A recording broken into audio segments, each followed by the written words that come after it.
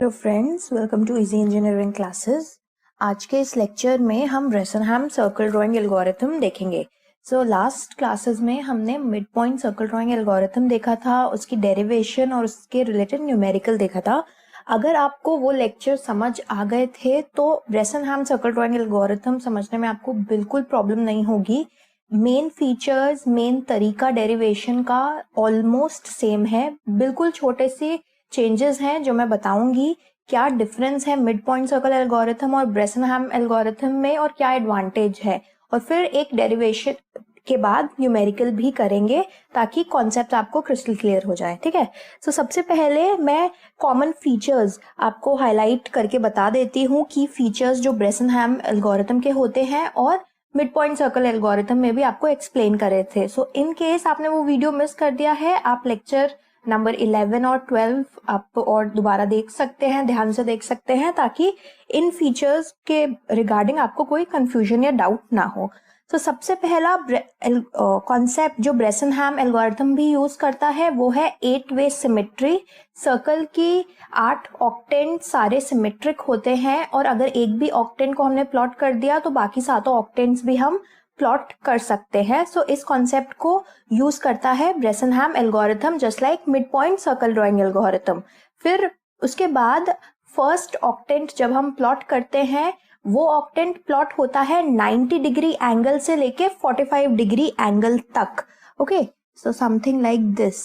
अगर ये 90 degree angle है, दिस इज 0, ये है 45 डिग्री एंगल की लाइन। तो इस दोनों लाइंस के बीच में हम पहला ऑक्टेंट प्लॉट करते हैं और बाय सिमेट्री बाकी पूरा सर्कल के पॉइंट्स हम निकाल सकते हैं। पहले ऑक्टेंट में जब हम 90 डिग्री से लेके 45 तक मूव करते हैं तो हर आइट्रेशन में x की वैल्यू 1 से इंक्रीमेंट होती है और y की वैल्यू डिक्रीमेंट होती है, या फिर एक्चुअली y की वैल्यू हम डिटरमाइन करते हैं depending upon the decision parameter, जैसे हमने मिड पॉइंट सर्कल एल्गोरिथम में भी किया था। और अगेन हर आइट्रेशन में आपके पास दो ऑप्शन रहते हैं। पिछले वाली x के कोऑर्डिनेट की वैल्यू तो इंक्रीमेंट होगी ही, y की वैल्यू या तो सेम रहेगी या फिर डिक्रीमेंट होगी। ये की फीचर्स हैं जो ब्रेसनहैम एल्गोरिथम भी शेयर करता है मिड पॉइंट एल्गोरिथम के साथ। जो मेन डिफरेंस है वो आता है मिड पॉइंट के कॉन्सेप्ट को। वो पॉइंट पहले मिड पॉइंट का यूज करता था mid point circle drawing algorithm, लेकिन Bresenham circle drawing algorithm mid point के कॉन्सेप्ट का यूज नहीं करता। Okay, so I just write down these key features जो मैंने आपको अभी बताए। उसके बाद एडवांटेज बताऊंगी ब्रेसनहैम एल्गोरिथम की और उसका डिफरेंस क्या है mid point circle drawing algorithm से। ओके, ऑलराइट, ये जो की फीचर्स मैंने आपको बताए थे वो मैंने यहाँ पे लिख दिए हैं। आप इन्हें नोट डाउन कर सकते हैं ताकि आप मेन फीचर्स याद रखें दोनों ही एल्गोरिथम्स के और ब्रेसनहैम एल्गोरिथम के भी, सर्कल ड्राइंग एल्गोरिथम। अब प्रोसीड करते हैं कि क्या डिफरेंस है ब्रेसनहैम और मिड पॉइंट सर्कल एल्गोरिथम में। यहाँ पे मैंने एक ऑक्टेंट बनाया है, एक जूम्ड आउट वर्जन बनाया है, जूम्ड वर्जन बनाया है सर्कल के फर्स्ट ऑक्टेंट का। ठीक है, यानी 90 डिग्री से अभी इमेजिन कीजिए ये 45 डिग्री तक ही है, although it is looking like a first quadrant. तो अगर सपोजिटली मैंने प्रीवियस आइट्रेशन में या kth आइट्रेशन में ये पॉइंट प्लॉट किया था तो नेक्स्ट पॉइंट के लिए मेरे पास ये ऑप्शन है, या तो मैं ये पिक्सल चूज कर सकती हूँ या ये पिक्सल, और इस पिक्सल को अगर मैं A बोलूं, सेकेंड वाले पिक्सल को B बोलूं। नोटेशन आप कुछ भी यूज कर सकते हैं, चाहे प्रीवियस एल्गोरिथम की तरह ईस्ट और साउथ ईस्ट कह सकते हैं। तो यहाँ पे मैं A और B यूज कर रही हूँ। A के क्या कोऑर्डिनेट्स होंगे, x ऑफ k +1, क्योंकि 1 स्टेप राइट तो मूव कर ही रहे हैं हम प्रीवियस कोऑर्डिनेट से या प्रीवियस पिक्सल से, एंड y ऑफ k, क्योंकि y में हम डिक्रीमेंट नहीं कर रहे, और b के कोऑर्डिनेट्स रहेंगे x of k +1 and y of k -1, क्योंकि एक स्टेप हम नीचे आ रहे हैं। अब इन दोनों में हम कैसे डिसाइड करेंगे। मिड पॉइंट का कॉन्सेप्ट यहाँ पे नहीं है, तो हम बहुत ही बेसिक तरीके से डिटरमाइन करते हैं कि कौन सा पिक्सल हमें नेक्स्ट चूज करना है, और वो तरीका ये है कि जिस पिक्सल का डिस्टेंस सर्कल की बाउंड्री से कम है उसे चूज कर लो। This is a very basic concept जो कि हम यूज करेंगे। अगर ये पर्टिकुलर डिस्टेंस, ए का डिस्टेंस सर्कल की बाउंड्री से कम है तो हम ए को चूज करते हैं, अदरवाइज बी को चूज करते हैं।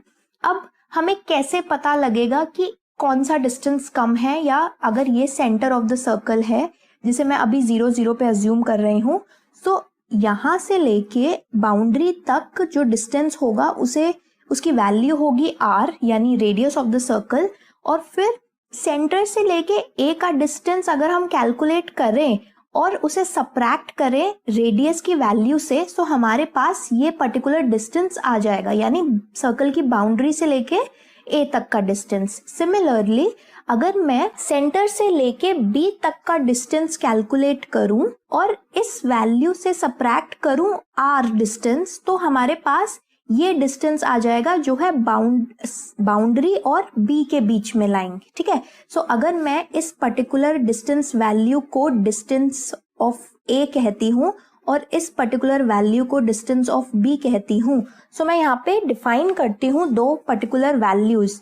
Distance of point a from the centre, इसकी क्या वैल्यू होगी, अंडर रूट ऑफ a के कोऑर्डिनेट, a का x कोऑर्डिनेट माइनस सेंटर के कोऑर्डिनेट, और a का x कोऑर्डिनेट है x of k plus 1, so x of k plus 1 minus centre का कोऑर्डिनेट है 0, इसका होल स्क्वायर, प्लस ऐसे ही हम y के कोऑर्डिनेट के लिए करेंगे। y कोऑर्डिनेट है yk, सेंटर का y कोऑर्डिनेट है 0 का होल स्क्वायर। सो ये डिस्टेंस है from the centre two point a। ठीक है, so this is, and similarly जब हम b का डिस्टेंस निकालेंगे फ्रॉम द सेंटर, तो वो भी इसी तरह कैलकुलेट किया जाएगा। b का x कोऑर्डिनेट है x ऑफ k प्लस 1, और इसमें से मैं सेंटर का x कोऑर्डिनेट सब्ट्रैक्ट कर रही हूँ और उसके बाद स्क्वायर कर रही हूँ, एंड b का y कोऑर्डिनेट है y ऑफ k माइनस 1, जिसमें से मैं सेंटर का कोऑर्डिनेट y कोऑर्डिनेट सब्ट्रैक्ट कर रही हूँ और स्क्वायर कर रही हूँ।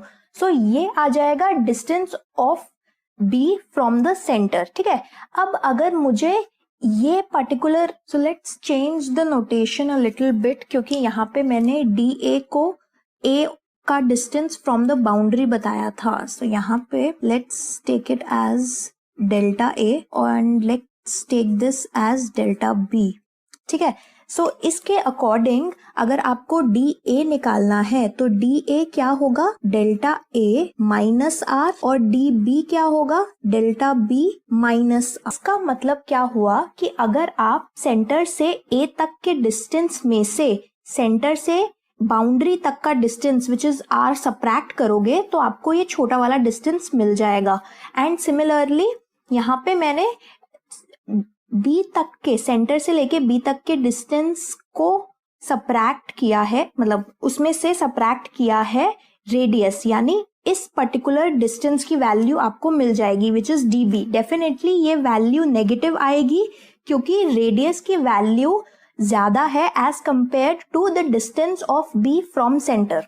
ओके, सो क्योंकि b पॉइंट नियरर लाई करता है या सर्कल की बाउंड्री के विद इन लाई करता है, तो उसका डिस्टेंस सेंटर से कम होगा as compared to any point that is lying on the boundary of the circle, और बाउंड्री ऑफ द सर्कल तक का डिस्टेंस है r, इसीलिए ये पर्टिकुलर डिस्टेंस छोटा होगा एज कंपेयर्ड टू r, इसीलिए ये पर्टिकुलर वैल्यू हमेशा नेगेटिव आएगी। और क्योंकि a सर्कल की बाउंड्री से बाहर लाई करता है, सेंटर से a तक का डिस्टेंस ज्यादा होगा एज कंपेयर टू रेडियस, यानी सर्कल से बाउंड्री तक का डिस्टेंस, सेंटर से बाउंड्री तक का डिस्टेंस, इसीलिए ये वैल्यू हमेशा पॉजिटिव आएगी। सो इन दो कॉन्सेप्ट्स को आपको ध्यान में रखना है, और नेक्स्ट लेक्चर में हम डेरिवेशन जब देखेंगे तो ये कॉन्सेप्ट्स आपको बहुत यूजफुल रहेंगे। इन दोनों के बेसिस पे ही हम डिसीजन पैरामीटर डिटरमाइन करेंगे और डिराइव करेंगे, ताकि हर आइट्रेशन में हम डिसीजन पैरामीटर अपडेट कर सकें using the previous value of the decision parameter. ठीक है, सो ये है major difference of Bresenham algorithm from mid point circle drawing algorithm. Mid point circle drawing algorithm में हम एक मिड पॉइंट का यूज करते थे जो ईस्ट या ए पॉइंट और बी पॉइंट यानी साउथ ईस्ट पॉइंट के बीच में लाई करता था, और हम देखते थे कि ये मिड पॉइंट कितना दूर है सर्कल की बाउंड्री से, लेकिन ये एक इनडायरेक्ट मेथड था। यहाँ पे हमने डायरेक्टली देख लिया कि ए और बी पॉइंट्स कितने कितने दूर है सर्कल की बाउंड्री से, ठीक है। तो सर्कल की बाउंड्री का डिस्टेंस फ्रॉम द सेंटर होता है आर रेडियस, और इस वैल्यू को हमने सब्ट्रैक्ट किया है सेंटर से ए तक के डिस्टेंस में से और सेंटर से बी तक के डिस्टेंस में से, ठीक है। सो अगर मैं एक नीट डायग्राम फिर से बनाऊं, यहाँ पे ये है ए पॉइंट, ये है बी पॉइंट, ठीक है। ये है सेंटर 0,0, सो ये है डिस्टेंस बी, ये है डिस्टेंस ए। अब मैंने ये पर्टिकुलर डिस्टेंस कैलकुलेट करने के लिए इस 0,0 से ए तक के डिस्टेंस में से सब्ट्रैक्ट करी है ये particular value which is R, और मुझे इस पर्टिकुलर डिस्टेंस को ऑब्टेन करने के लिए मैंने क्या किया है, 0,0 से बी तक का जो डिस्टेंस है उसमें से सब्ट्रैक्ट करा है रेडियस, जो कि अगेन नेगेटिव आएगा, बट अगर उसका हम मॉड ले तो एक्चुअल डिस्टेंस वैल्यू हमें मिल जाएगी।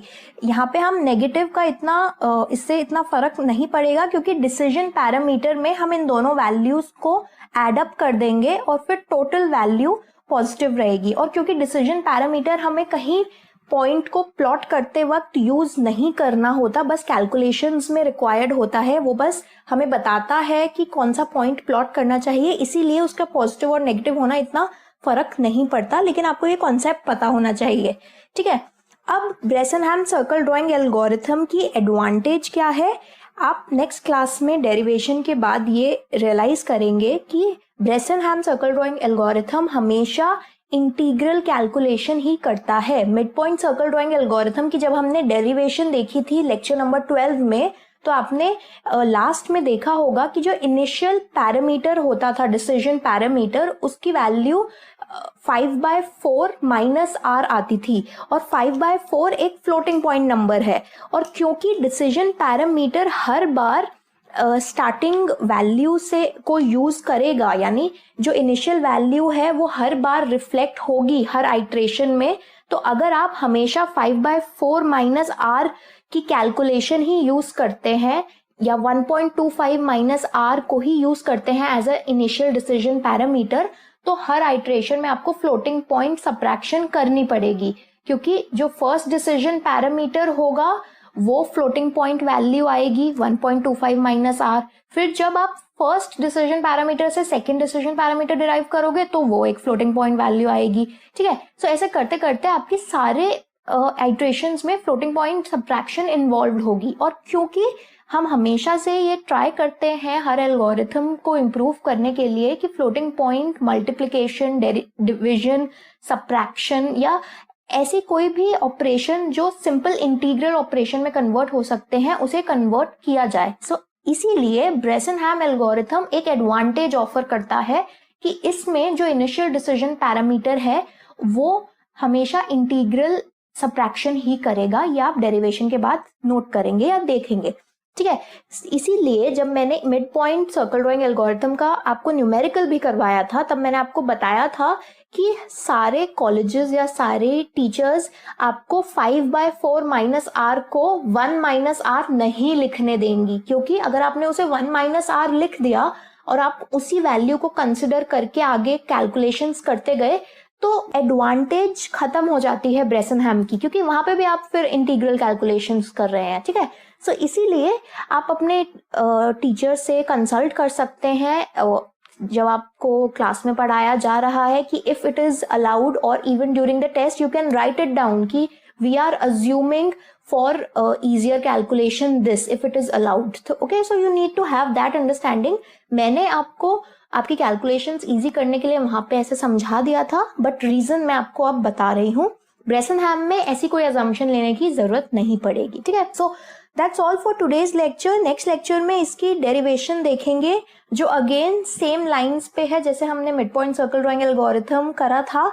ये आज के लेक्चर में हमने देखा कि क्या डिफरेंस है दोनों सर्कल एल्गोरिथम्स में, कैसे हम कंप्यूट करेंगे या फाइंड आउट करेंगे नेक्स्ट पिक्सल कौन सा प्लॉट करना चाहिए, ऊपर वाला पिक्सल यानी पिछले पिक्सल के एडजेसेंट पिक्सल या पिछले पिक्सल के साउथ ईस्ट लाई करने वाला पिक्सल, ठीक है। आई होप आपको ये कॉन्सेप्ट समझ आ गया हो। नेक्स्ट क्लास में इसके आगे डेरिवेशन करेंगे। So stay tuned to easy engineering classes for more such tutorials on computer graphics as well as other computer science related subjects. कोई भी डाउट है, कोई भी क्वेरी है, आप यूट्यूब के कमेंट सेक्शन में मेंशन कर सकते हैं।